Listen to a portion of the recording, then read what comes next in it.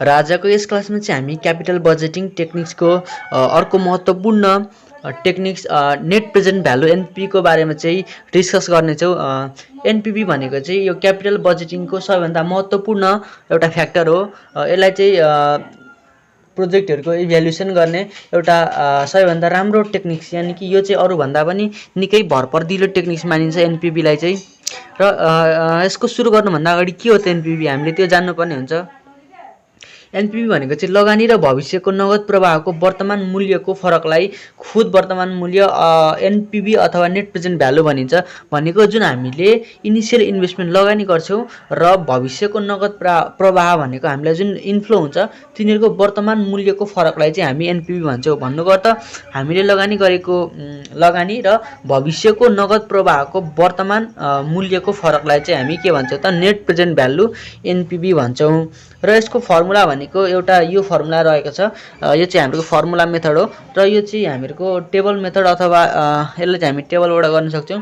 यो चाहिँ हामीले मेनली युज गर्छौँ हैन। यो चाहिँ इभन क्यास फ्लोको केसमा हामीले यो फर्मुला युज गर्ने, एनुअल क्यास फ्लो इन्टु पीबीआईएफए के पर्सेन्टेज इन इयर माइनस आई0। आई0 भनेको चाहिँ हाम्रो के हो त initial investment annual cash flow भइहाल्यो। यो एनुअल क्यास फ्लो यो भनेको इभन क्यास फ्लोको लागि हो। इभन क्यास फ्लोमा एउटा हामीले एनुअल क्यास फ्लो लिने अनि पीबीआईएफए, यहाँ चाहिँ पीबीआईएफए को भ्यालु राख्ने, के पर्सेन्टेज भनेको रिक्वायर्ड रेट अफ रिटर्न अथवा केडी पर्सेन्टेज अथवा डिस्काउन्ट रेट हामीलाई क्वेसनमा दिएको हुन्छ। र एन भनेको चाहिँ इयर्स प्रोजेक्टको लाइफ माइनस आई0 इनिसियल इन्भेस्टमेन्ट चाहिँ घटायौँ भने हाम्रो नेट प्रेजेन्ट भ्यालु एनपीभी आउँछ। यहाँ हाम्रो परिभाषासँग पनि मेल खान गयो। हाम्रो लगानी भनेको यो लगानी र भविष्यको नगद प्रवाहको वर्तमान मूल्य भनेको जुन हामीलाई क्यास फ्लो दिएको हुन्छ त्यो चाहिँ भविष्यको दिएको हुन्छ। हामीले 0 इयरमा चाहिँ जुन लगानी गर्छौँ र हामीलाई 1 2 3 4 5 मा चाहिँ रिटर्न प्राप्त हुन्छ त्यो चाहिँ हाम्रो भविष्यको हो। त्यसलाई चाहिँ हामीले यो भनेको चाहिँ के गरेको त प्रेजेन्ट भ्यालुमा कन्भर्ट गरेको। पीबीआईएफए टेबल युज गर्नु भनेको इभन क्यास फ्लोलाई हामीले प्रेजेन्ट भ्यालुमा चाहिँ चेन्ज गर्नु हो र यो भइहाल्यो। भविष्यको नगद प्रवाहको वर्तमान मूल्य यति गरेपछि चाहिँ हाम्रो वर्तमान मूल्यमा चेन्ज हुन्छ र माइनस आई0 भनेको लगानीको फरकलाई हामी के भन्छौँ त नेट प्रेजेन्ट भ्यालु एनपीभी भन्छौँ। यो चाहिँ इभन क्यास फ्लोको लागि भयो भनेदेखि अब यसको पनि अनइभन क्यास फ्लोमा पनि यसको फर्मुला हुन्छ। यसको पनि अनइभन क्यास फ्लोमा हामीले लाउने फर्मुला अर्कै हुन्छ, जहाँ चाहिँ हामीलाई इयर भनेको यो हाम्रो सेम हुन्छ र इयर दिएको हुन्छ क्वेसनमा। र 0 इयर्स भनेको के हो त इन्भेस्टमेन्ट इयर। त्यस पछाडि क्यास फ्लो आफ्टर ट्याक्स यो हामीलाई क्वेसनले प्रोभाइड गरेको हुन्छ। यो भनेको लगानी गरेको पैसा आई0, त्यही भएर यो माइनसमा हुन्छ। र डिस्काउन्ट फ्याक्टर हामीलाई एउटा डिस्काउन्ट फ्याक्टर दिएको हुन्छ क्वेसनमा, हामीले त्यो युज गर्ने। र यसमा चाहिँ हामीले भ्यालु 0 इयरको जहिले पनि 1 हुन्छ र यसमा चाहिँ पीबीआईएफ टेबल हेर्ने। जुन अघि हामीले इभनमा चाहिँ पीबीआईएफए हेरेका थियौँ भने यहाँ चाहिँ हामीले पीबीआईएफ मात्रै हेर्छौँ हैन, किनभने यो अनइभन क्यास फ्लो यति गर्नु भनेको यो र यो मल्टिप्लाई गर्नु भनेको यसलाई के गर्नु त प्रेजेन्ट भ्यालु वर्तमान मूल्यमा चेन्ज गर्नु। र यसरी हामीले यिनीहरूलाई वर्तमान मूल्यमा चेन्ज गरिसके पछाडि यो लगानीसँग चाहिँ घटाएर हैन यिनीहरू घटाएर चाहिँ हाम्रो एनपीभी आउँछ। एनपीभी भनेको प्लसमा पनि आउन सक्छ माइनसमा पनि आउन सक्छ, तर हामी माइनसमा भएको एनपीभीलाई चाहिँ छान्दैनौँ। एनपीभी भनेको हामीलाई प्लसमा राम्रो र जति धेरै प्लसमा आयो हामीलाई त्यति नै राम्रो। त्यही भएर एनपीभीलाई चाहिँ क्यापिटल बजेटिङ टेक्निक्सको सबैभन्दा महत्त्वपूर्ण चाहिँ एउटा आधार मानिन्छ। हामीलाई डिसिजन पनि एनपीभीकै सबैभन्दा राम्रो हुने गर्दछ।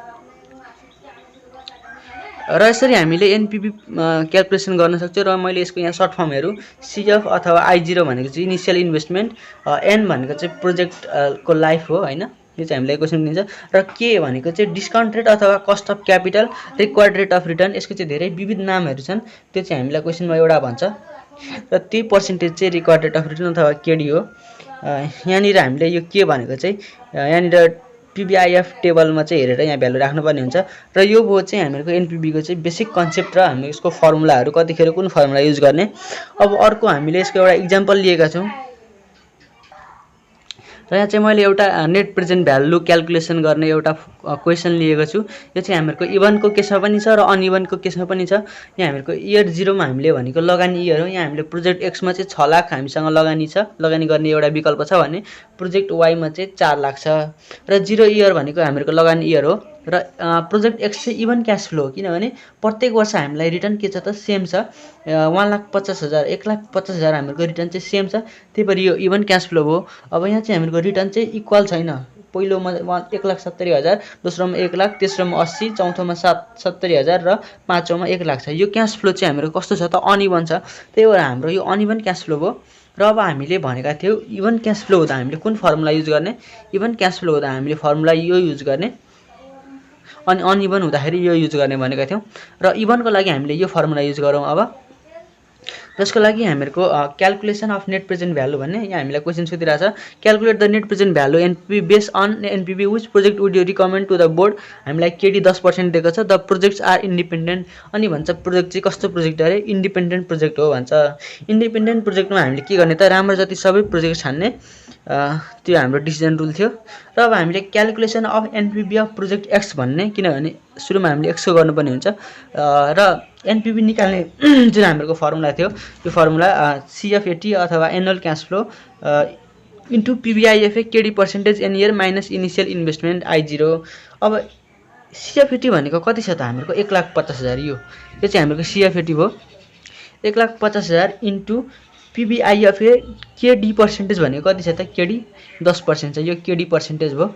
अनि एन भनेको कति छ, 5 वर्ष। कसरी आयो भन्दाखेरि जम्मा 5वटा इयर्स छ नि त यहाँ, त्यही भएर 5 इयर्स। हामी अन्तिमको वर्ष लिन्छौँ 5 वर्ष, किनभने यो इभन क्यास फ्लो हो नि त। त्यही भएर माइनस 6 लाख भनेको इनिसियल इन्भेस्टमेन्ट 6 लाख छ यहाँ, हामीले यो 6 लाख राख्यौँ।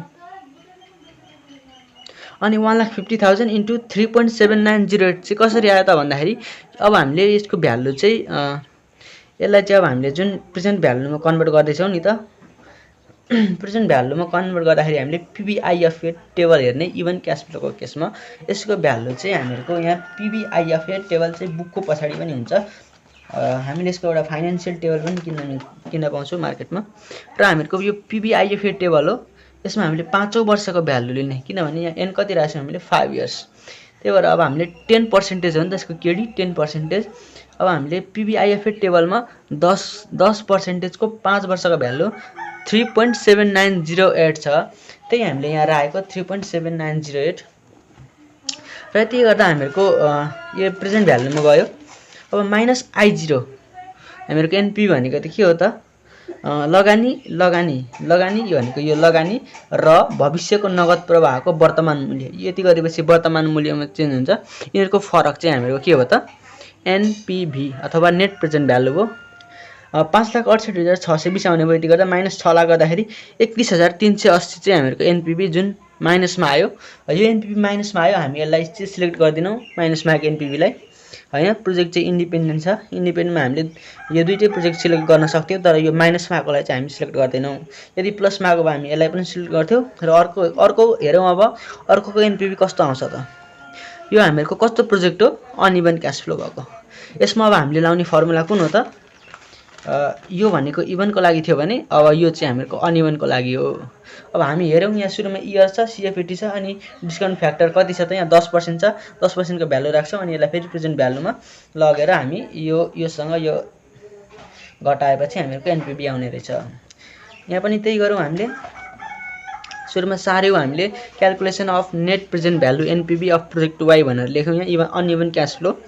हामीहरूको इयर छ 0 1 2 3 4 5 5 वर्षसम्म इयर छ। क्यास फ्लो हामीहरूको सुरुमा लगानी गरेको 4 लाख, त्यस पछाडि रिटर्न हामीहरूको 1,70,000 1,80,000 70,000 र 1 लाख रहेको छ। अब हामीले पिबिआइएफ अगाडि जुन हामीले हेऱ्यौँ इभन क्यास फ्लोमा चाहिँ हामीले के राखेका थियौँ त, पिबिआइएफए जुन यहाँ पिबिआइएफए राखेका थियौँ यो चाहिँ अनइभन भएकाले अब हामीले यहाँ के गर्ने त, पिबिआइएफमा हेर्ने। अब 0 इयरको भ्यालु हामीले यहाँनिर टेबलमा भेट्दैनौँ, पिबिआइएफ टेबलमा जुन 0 इयरको भ्यालु छ यहाँ हामीसँग पिबिआइएफ टेबल चाहिँ बुक पछाडि पनि एभाइलेबल छ। यहाँ हामीले 0 इयरको भ्यालु भेट्दैनौँ, त्यही भएर 0 इयरमा जहिले पनि कति हुन्छ 1 हुन्छ। त्यही भएर हामीले 1 लेख्यौँ। अब यो र यो मल्टिप्लाई गरेर यहाँ राख्यौँ, यो माइनसमै जान्छ 4 लाख। अनि अर्को भनेको 10%मा 1 इयरको भ्यालु 10% 1 इयरको भ्यालु भनेको 0.9091, त्यही 0.9091 यहाँ राखेको। अनि अर्को भनेको 0.8264 गर्दै हामीले 5औं वर्षसम्मको भ्यालु यहाँनिर राख्यौँ। र भ्यालु राखिसके पछाडि अब हामीहरूको यति गर्नु भनेको हामीले यो भनेको फ्युचरको इन्फ्लो हो, क्यास इन्फ्लोलाई चाहिँ वर्तमान मूल्यमा प्रेजेन्ट भ्यालुमा चेन्ज गर्यौँ। यति गरिसके पछाडि अब हामीले यो प्लस अमाउन्टलाई जोड्ने र यो माइनससँग चाहिँ घटाउने हैन। यति गरिसकेपछि हाम्रो 7191 चाहिँ प्लसमा आउने भयो एनपीबी। अब हामी एनपीबी प्लसमा आयो, त्यही भएर हामीले यो प्लसमा आएको एनपीबीलाई छान्छौँ। प्रोजेक्ट इन्डिपेन्डेन्ट भए पनि हामी यहाँनिर एउटालाई मात्रै सिलेक्ट गर्छौँ, किनभने अर्को त हाम्रो माइनसमा आएको छ, माइनसमा आएको हामी सिलेक्ट गर्दैनौँ। त्यही भएर base on net present value I would recommend project Y भनेर लेख्ने, किनकि वाईको चाहिँ एनपीबी प्लसमा आएको छ। यदि यसको एनपीबी प्लसमा आएको भए हामी यो पनि सिलेक्ट गर्थ्यौँ दुइटै, किनभने प्रोजेक्टहरू चाहिँ इन्डिपेन्डेन्ट हो। तर यहाँ एउटा एनपीबी चाहिँ माइनसलाई चाहिँ सिलेक्ट गर्दैनौँ। र यसरी हामी चाहिँ इभन क्यास फ्लोको केसमा र अनइभन क्यास फ्लोको केसमा चाहिँ एनपीबी चाहिँ क्यालकुलेसन गर्न सक्छौँ। र नेक्स्ट पार्टमा चाहिँ हामी आइआरआरको बारेमा चाहिँ भिडियो बनाउने छौँ।